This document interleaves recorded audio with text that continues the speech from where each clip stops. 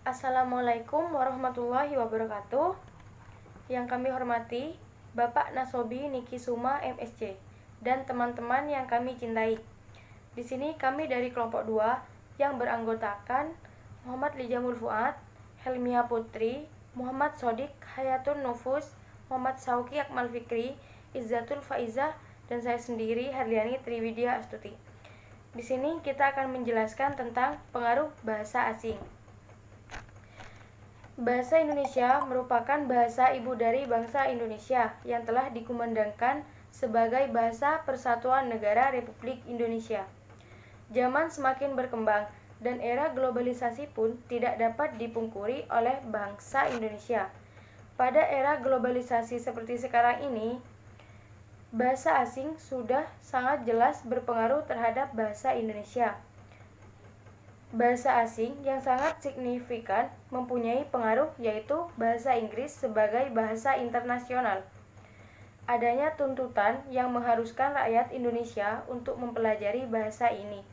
Oleh karena itu, terjadi dampak-dampak dari bahasa asing atau dalam kasus ini menggunakan studi kasus bahasa Inggris. Terhadap bahasa Indonesia secara umum, berikut merupakan pengaruh bahasa asing. Setiap pengaruh tentu akan menghasilkan hal yang positif dan hal yang negatif.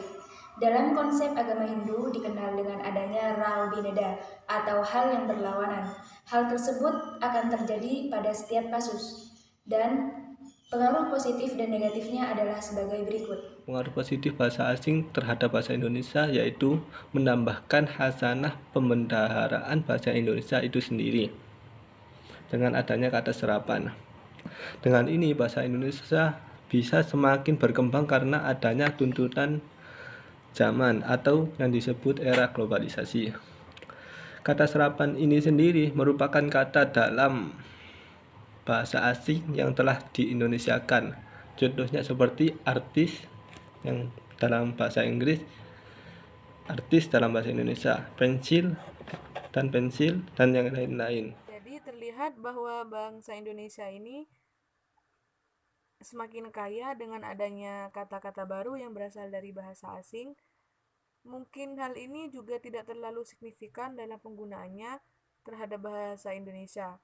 Dan bangsa Indonesia juga dapat bersaing secara global dengan penggunaan bahasa asing, yaitu bahasa Inggris sebagai bahasa internasional. Sedangkan untuk pengaruh negatif yang penulis rasakan adalah sebagai berikut, yaitu mulai tergesernya bahasa Indonesia karena sebagian besar masyarakat Indonesia lebih mementingkan untuk mempelajari bahasa asing yang lebih menjanjikan untuk kedudukan dan taraf ekonomi yang lebih baik. Sebagai contoh, sebagian besar hampir semua perusahaan mengutamakan pelamar dapat berbahasa Inggris, tetapi jarang perusahaan yang mengutamakan dapat berbahasa Indonesia.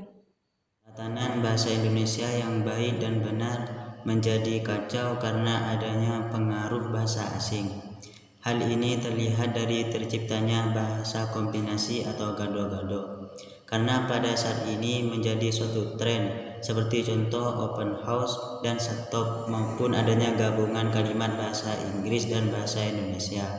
Hal ini yang terlihat yaitu tidak diperhatikannya penggunaan bahasa Indonesia yang baik dan benar atau bahasa baku. Penggunaan bahasa Indonesia tidak tertata dan digunakan dalam tujuan agar bisa dimengerti saja. Pengaruh bahasa asing terhadap bahasa Indonesia di zaman globalisasi ini tidak dipungkiri dapat menyebabkan pengaruh positif maupun negatif pada situasi bangsa Indonesia saat ini yang masih merupakan negara berkembang, sehingga menyarankan penggunaan bahasa asing agar dapat bersaing dengan bangsa-bangsa maju lainnya. Tetapi bahasa Indonesia sebagai bahasa pemersatu bangsa juga tidak boleh diabaikan dan tetap harus dipertahankan. Keberadaannya dalam konteks bahasa baku atau bahasa Indonesia yang baik dan benar, semua itu tergantung kembali kepada setiap individu masyarakat Indonesia, dan jangan sampai bahasa asing menggeser bahasa nasional bangsa Indonesia.